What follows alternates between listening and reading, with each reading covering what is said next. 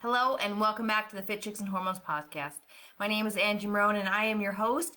And today I want to start a little bit different by explaining why I do these podcasts, why I do the YouTube videos, why I go live in my free community, and when I go live and educate my clients. And it's because, like I said, I want to educate you. When we hit our 40s, we suddenly start falling apart and we wonder why. We go to the doctor and they say, oh, there's nothing wrong with you. Here. Take this to help you sleep. Or here's an antidepressant. That'll help with your moods. But they don't ask how we're eating, how we're sleeping, how we're feeling. They just go based on what they see in front of them, the numbers. So we leave feeling broken, like there's something wrong with us. But I want you to know, it is not us. It's our hormones. They're shifting and changing, and there are things that you can do to make yourself feel good again. And most women that I talk to are so worried about the belly fat and the weight, and I get that. I still have belly fat that I want to get rid of. But to me, it's not as important as me having the energy to do the things I want to do, to have the mental clarity to think clearly and focus, the ability to sleep through the night and not feel overwhelmed and stressed out all the time. Like, those are the things that really, truly matter to me. It's living a long, healthy, sustainable life where I thrive. It has to stop being all about the weight because there's so much more to our life than how we look in our clothes, okay? And yes, I know that confidence part is a piece of it, and I get that. But when you focus on trying to have the energy, get the sleep, focus on this, manage the stress, all these things, I promise you, your body composition is going to change. So please share this with your daughters, your friends, everyone who needs to know this stuff, and not just this one, but all the videos that I share, all the podcasts, share them with somebody, because especially these younger women, like if I would have known what I know now when I was heading into my 40s, my life could have been so much different, right? And they can head into their 40s with the education and the knowledge that they need. And mainly because I want you and everyone listening to know there is nothing wrong with you, so stop blaming yourself. It's not you, it's your hormones, and you can do something to make it better. I'm going to dive into today's podcast. And today I'm going to speak to you about belly fat. So maybe, because this was me, did you find one day that you looked in the mirror and you saw this pooch, right? And wonder where it got there. And it just kind of seemed to happen overnight. Maybe those jeans just started getting a little bit more snug, or you needed to wear bigger shirts, and stretch them out to hide that belly that was hanging out. Well, it's not just you. My story, about 6 months after I went postmenopausal, so it was a year without a period. 6 months later, about 5 to 6 months is what I think. I feel like I woke up with belly fat. And actually what it looked like more was like bread dough. It was all squishy and gooey and mushy. And I cried because I looked in the mirror and I was like, whose body is this? This is not my body. The body that I had before was gone. It was heartbreaking, right? Because I was doing all the things right. I was eating healthy. I was working out. I was trying to get good sleep. I was taking the supplements. I was drinking my water. I was doing all the things. And I had never had a belly before. So this was so new to me.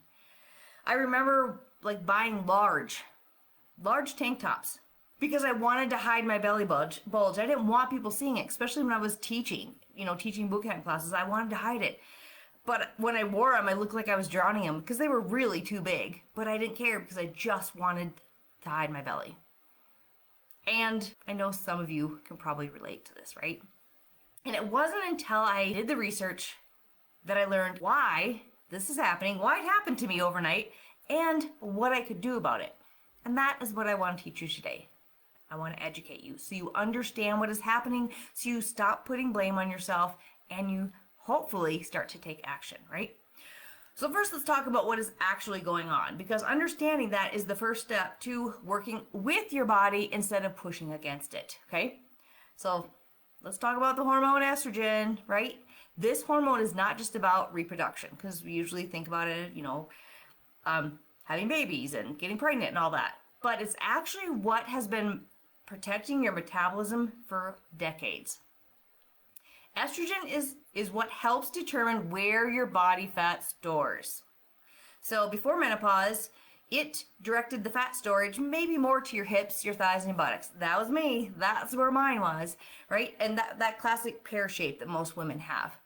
But as those estrogen levels are declining, starting in perimenopause, so those late 30s, early 40s, and then postmenopausal, where they drop completely, your body loses the ability to put the fat there.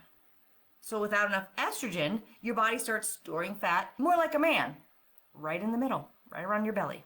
And then there's the visceral fat that you can't see, but it's accumulating around your internal organs. This is the one thing that you may not know is there. You're not able to see it, but it's actually affecting your health even more than the fat that you can see. And that's the fat that you should be concerned about, right?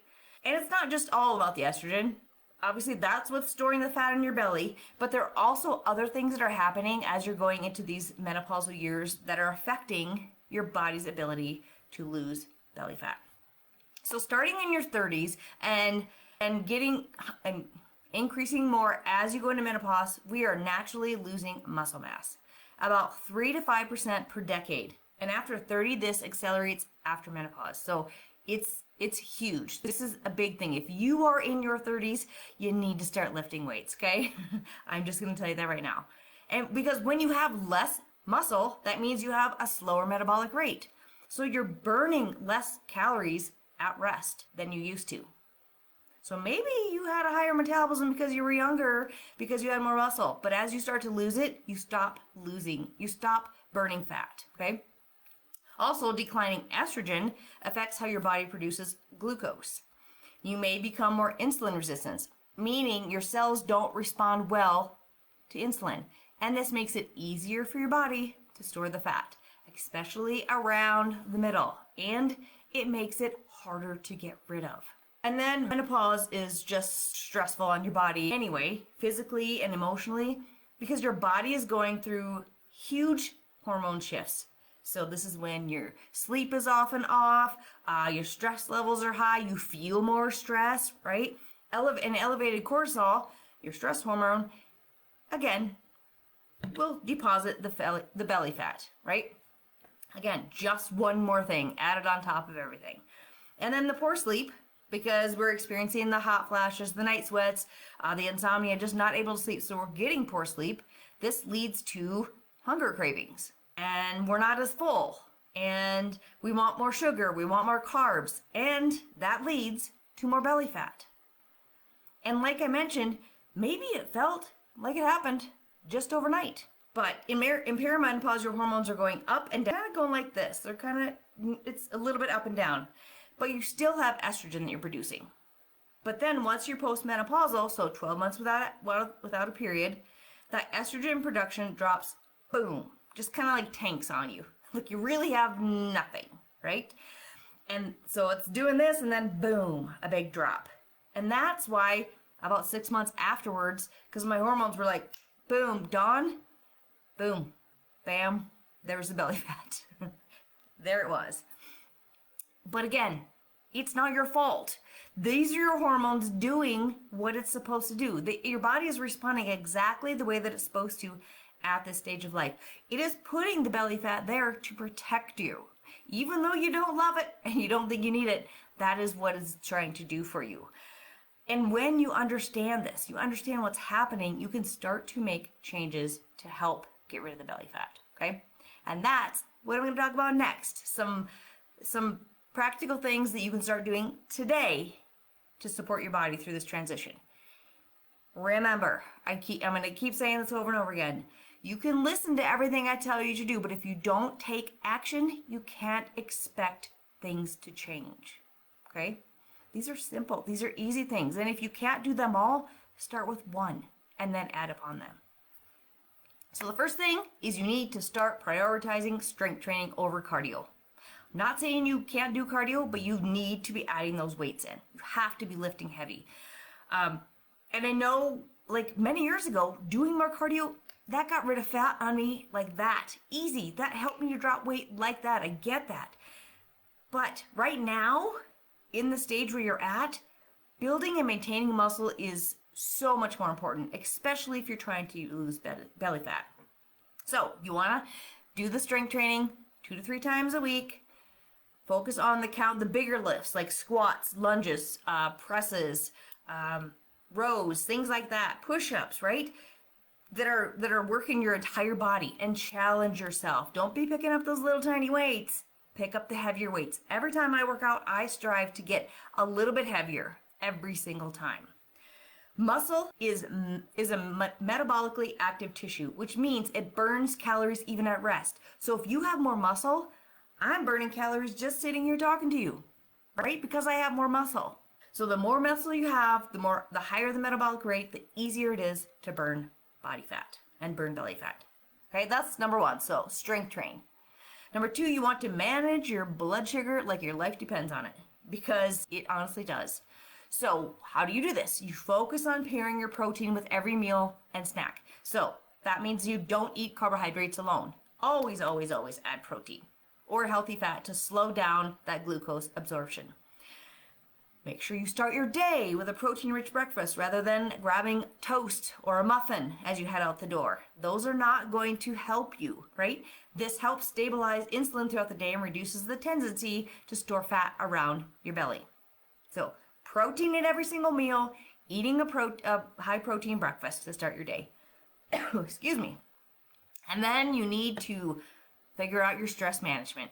I can't even tell you how many women come to me overwhelmed, stressed out. I got so much going on. I can't take care of me. Feel overwhelmed. Here's number one I'm going to say before I move on. When you start adapting these healthy lifestyle changes, you're going to be able to manage that stress so much better, because you're feeding your body, you're fueling your body, you're giving your body what it needs. Because what happens, right? We get stressed out, we don't eat. And if we do eat, it's sugar and carbs. That just leads to more stress. That's not helping your body. Okay? And you can't work out more to get rid of stress. You have to stop. Just stop. High cortisol is going to keep the belly fat right where it is. So you have to find something that works for you. I have been sending 2-3 minute meditations to some of my clients to listen to in the morning. I've been telling them that to set a timer on their phone. So every 3 to 4 hours, they just stop and breathe. Even if it's going for a 10-minute walk. Like I was talking to somebody the other day, I'm like, you work at your desk, go to the bathroom. Even if you don't have to, walk to the bathroom, go get some water, come back. Or walk around the block, come and sit down. Something that gets you away from that stress, okay? And maybe it's just saying no. We don't have to say yes all the time. We can say no. If it's something that doesn't bring you joy and you truly don't want to be doing, you don't have to do it out of guilt. You need to do it because you want to. So you'll have to manage your stress or practice stress care every single day.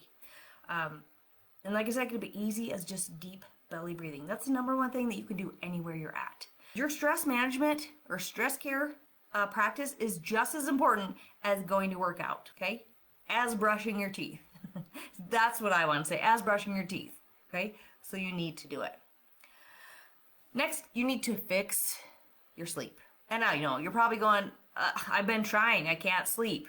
But again, all these pieces need to come together to help your sleep, right? If you're eating a bunch of sugar and a bunch of junk, it's spiking your blood sugar. It's not going to help you sleep. If you're overwhelmed and stressed out and not managing your stress, you're not going to be able to sleep. So, and I know because sleep is harder during this time. It is. I've been there. The night sweats wake you up. I remember waking up in puddles. My bed was soaked. My clothes were soaked. And waking up at 3 a.m., unable to go back to sleep for 2-3 hours. By the time I fell back to sleep, it was time for me to get up.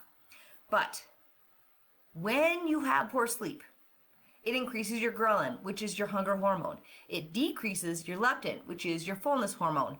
And it spikes your cortisol. So what happens? You're a lot hungrier.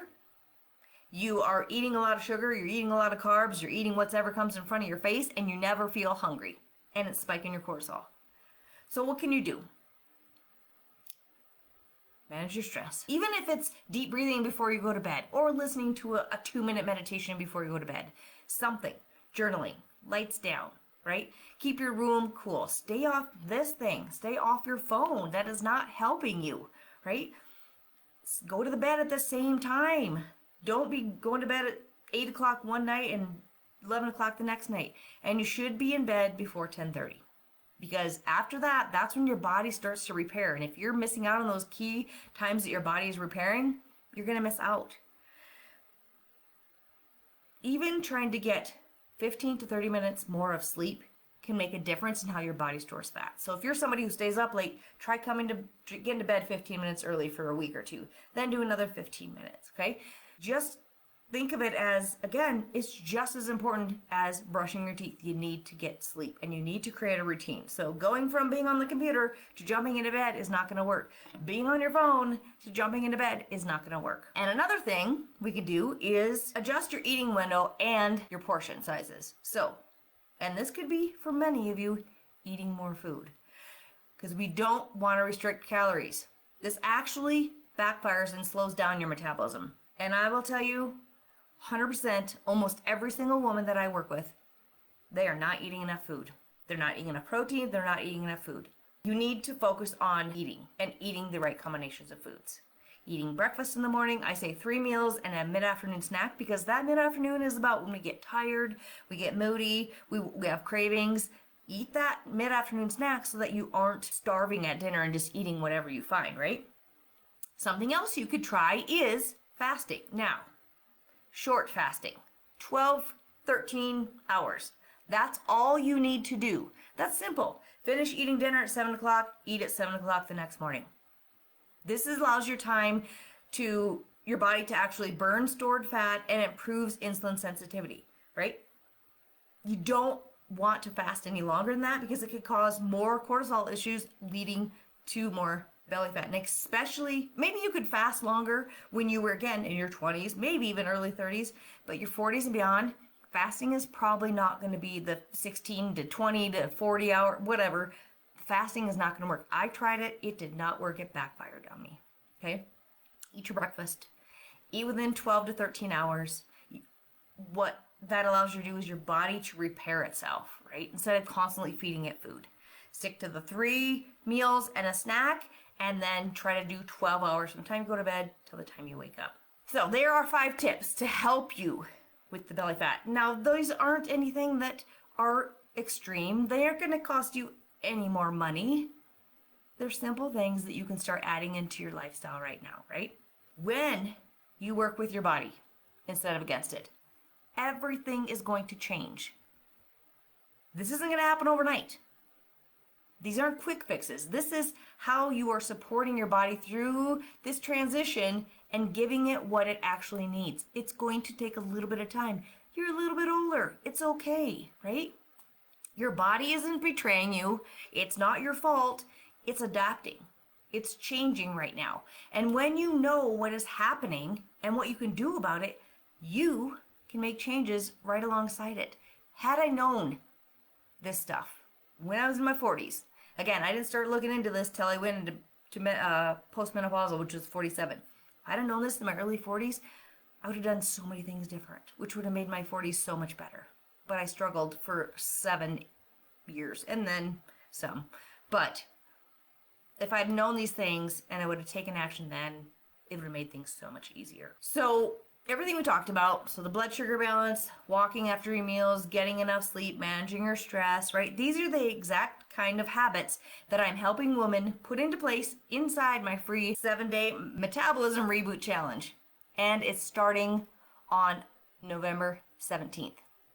What we're going to do is we're going to learn how to reset your metabolism, right? We're not fixing it. It's not broken. We're going to reset it. So that fire is burning again, and you start feeling better before the holidays. You start feeling good in your body again. You get rid of your belly's not bloated anymore. You have better energy, all the things, right? But it's just simple tips just like this. But some of us, like I said, mainly we hear the things, but we don't put them into action. If you join this challenge, I will help you move through and start putting these into action, okay? And you'll also get a full meal guide, some recipes. I will also be sharing some holiday tips to get you through the holidays so you're not adding all the weight as you head into the holidays. So if you feel like your metabolism is just, boom, done. The belly fat won't budge, the scale doesn't move, you're just not feeling better, nothing you do is working, this is the perfect time to start turning things around, okay? We start November 17th, and I'd love for you to join us. You can sign up the link in the show notes or in the comments below. This is the time for you to take action and make this season, and I'm not just talking about the holiday season, I'm talking about the menopausal season, to finally feel good in your body again. Not having to hide your belly and wear those bigger clothes, right? Without feeling exhausted. I truly want you to enjoy the holidays and with your family and friends, because this is the time. That's what it's about, right? It's about creating memories. It's about enjoying yourself. It's about spending time with people that really matter to us, that we love so much. And during these transitions, it's really important to create those relationships and create those memories. So if you want to join, again, check the show notes or the comments. It's totally free. It'll be great. It's so much fun when you can do it with a bunch of women, because everybody is going through it at the same time. You get new ideas. Everybody's supportive. It's a lot of fun, and I'm going to be there to help you be accountable those 7 days, and you'd be amazed at the results you can get in just 7 days. So thanks for joining me. Thanks for listening. And again, please hit that subscribe button, leave a review, and share this with everybody that you know. Put that information out there so that everyone can learn that they don't have to suffer. They can thrive as they age. That's all for now. I hope this episode today resonated with you, and if it did, I would love for you to share it on your stories and tag me on Instagram or Facebook. A review would be appreciated too. Your reviews and shares not only help us to grow, but they give other women who are struggling through their menopausal years hope that they don't have to continue living the way that they do. Your questions and experiences are also so helpful in giving me subjects to talk about. So feel free to reach out to me anytime on Facebook or Instagram with anything. I would love to help.